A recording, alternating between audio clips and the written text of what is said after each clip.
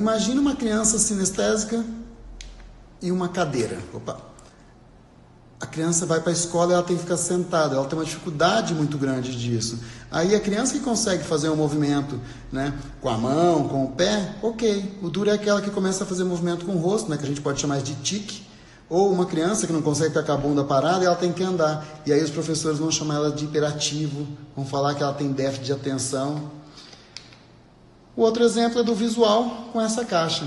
Como que um visual consegue viver com isso? Ele precisa ver lá dentro, ele precisa questionar. Então não é uma criança curiosa, uma criança que mexe em tudo. Simplesmente aqui nós temos uma criança, o quê? Visual, que precisa ver as coisas, ok?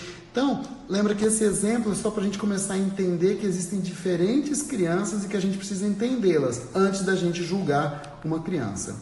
Então, pessoal, para onde que olha uma criança? Uma criança, imagine ela dentro de uma sala, tá? Então vamos representar que essa tela do computador é uma sala, ok? Para onde que essa criança vai olhar? Vocês concordam comigo que a criança vai olhar para onde o pai e a mãe estão olhando? Então a criança é representada pelo verde, o pai pelo azul e a mãe pelo vermelho, ok? Quando o pai e a mãe olham nesse sentido, aonde que a criança vai olhar? Para onde os pais estão olhando. E ela consegue então tomar um caminho, ela toma força, porque olha só, a força vem do pai e da mãe. Isso aqui mostra, essa linha azul mostra, o pai está empurrando de um lado e a mãe empurra do outro. Logo essa criança vai ter ação, ela vai conseguir chegar em um ponto comum. Agora, quando uma criança está aqui no meio da sala, meio perdida, e aí tem um pai e uma mãe aqui, o pai olha para um lado e a mãe olha para o outro, para onde vocês acham que essa criança vai olhar? Ela vai ter dificuldade. Por quê? Porque ela não vai saber para onde ela olha. E aí, na escola, essa criança vai ser chamada do quê, gente? De hiperativa, de déficit de atenção. Ela está perdida, ela não consegue ter força. Isso, gente, eu estou falando sobre constelação familiar nesse momento, tá? Aí, vamos ver outro caso. Agora você tem uma criança, tá? E aí você tem o pai e a mãe aqui. E o pai e a mãe, o pai está olhando teoricamente para um lado, que não é o da criança, e a mãe também, ou seja, a criança está fora do lugar ou os pais estão olhando para trás em vez de olhar para frente? O que vocês acham que vai acontecer com essa criança? Ela vai ter dificuldade, ela não tem força, lembra? Não tem nada empurrando ela. Se os pais estão olhando para cá, o que vai acontecer com essa criança? Está atrás dos pais, ela só está se sentindo, talvez os pais acham que estão protegendo-a, mas essa criança está sem força nenhuma. Se ela tiver um problema, os pais não vão nem vê-la. Por quê? Porque não estão olhando para ela. Outro tipo, tá? Essa criança está aqui e aí você tem um pai e uma mãe nessa forma. O pai está olhando nesse sentido, a mãe está olhando para cá. Então vamos pensar que a mãe está olhando para a vida dela, para o trabalho, né, para onde ela tem que olhar, e o pai, na verdade, está olhando para cá, que talvez é a relação do pai e da mãe dele, os ancestrais, algum problema no passado. O que acontece com essa criança, gente? Baseado em física, essa criança vai fazer o quê? Ela vai ter um tracionamento de polias, ela vai ser girada só de um lado. E aí, automaticamente, o que ela faz? Ela gira e ela acaba olhando para o mais fraco. Lembra? Todos nós acabamos tomando a fraqueza dos outros. Então, papai, mamãe, eu adoeço por você, eu tomo a sua dor, eu tomo o seu caminho, ok? Então, gente, é preciso a gente entender que uma criança auditiva, sinestésica e visual, ela precisa fazer o quê? Se comunicar. E quando essa comunicação gera problema para ela, ela se olha no espelho e o que acontece com ela, gente?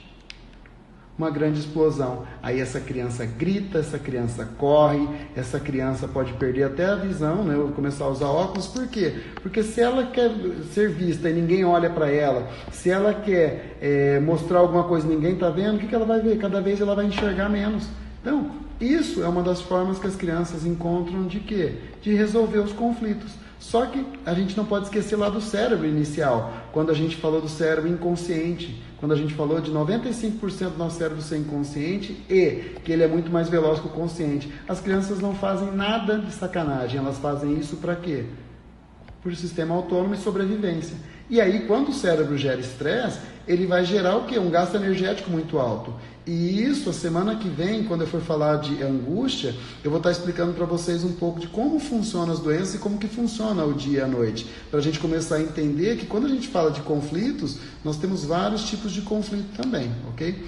Então, e você quando era criança? Para onde que você olhava? Se pergunta um pouco sobre isso. Teu pai e tua mãe olhavam para onde? É aí que você tem que entrar. Você olhava para onde seus pais estavam olhando. Essa é a pessoa que você se tornou. Quando você está com uma criança, você sendo pai, você sendo professor, você sendo educador, você cuidando de uma criança. E aí, para onde você está olhando? Como que está essa criança? Tá? Então, isso é importante para quê? Para onde você está olhando? Porque a criança ela vai acabar olhando para você também.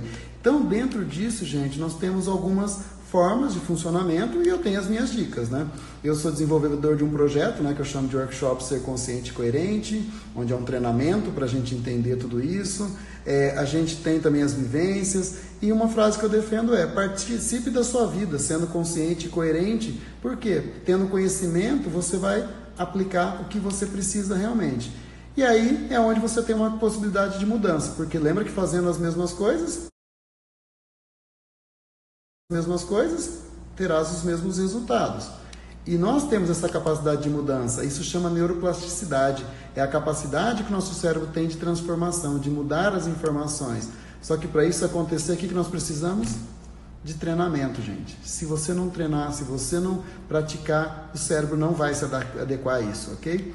Então, dentro disso, pessoal, a gente precisa entender aonde é o meu lugar. O que eu estou vendo realmente, tá?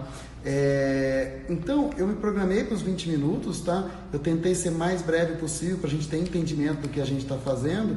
Se você não encontrou o seu lugar, se você não se identifica com isso, imagina você olhar para o seu filho, olhar para uma criança. É preciso entender se essa criança ela é primeiro, segundo, terceiro filho, tá? Como essa criança se comunica, qual a facilidade, qual a dificuldade dessa criança, ok? Então, presta atenção, o que vocês precisarem entender mais, pode escrever aqui em box, não tem problema nenhum. Eu vou deixar essa live salva, tá nos destaques lá nos botões, né, do Instagram.